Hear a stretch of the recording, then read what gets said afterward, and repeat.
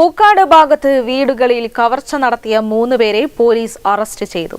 തമിഴ്നാട് തഞ്ചാവൂർ ചെങ്കിപ്പെട്ടി മുത്തു, Thanjavur MGR Nagar Vijayan എന്നിവരെ കൊയിലാണ്ടി പോലീസും മറ്റൊരു പ്രതിയായ മണിയെ ധർമ്മടം പോലീസുമാണ് അറസ്റ്റ് ചെയ്തത്. താഴത്തെ പുതുക്കോട്ട് ശ്രീധരന്റെ വീടിന്റെ വാതിൽ കുത്തിപ്പൊളിച്ച് 12 പവനോളം സ്വർണം മോഷ്ടിച്ചു.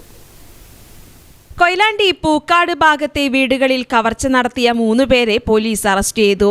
തമിഴ്നാട് തഞ്ചാവൂർ ചെങ്കിപ്പെട്ടി മുത്തു, തഞ്ചാവൂർ MGR നഗർ വിജയൻ എന്നിവരെ കൊയിലാണ്ടി പോലീസും മറ്റൊരു പ്രതി മണിയെ ധർമ്മടം പോലീസുമാണ് അറസ്റ്റ് ചെയ്തത്.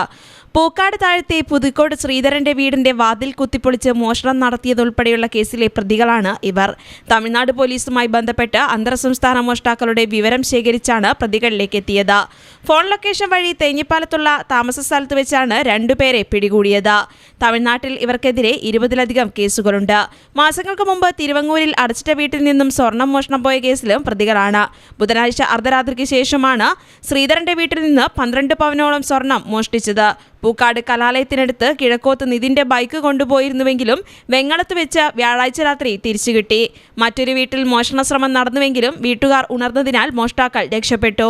കൊയിലാണ്ടി സ്റ്റേഷൻ ഓഫീസർ മെൽബിൻ ജോസിന്റെ നേതൃത്വത്തിൽ SI-മാരായ ജിതേഷ്, രാജീവൻ, അബ്ദുള്ള എന്നിവരും KP ഗിരീഷ്, ബിജു വാണിയംകുളം എന്നിവരും ഉൾപ്പെട്ട സംഘമാണ് കേസ് അന്വേഷിച്ചത്. News bureau, Koyilandy.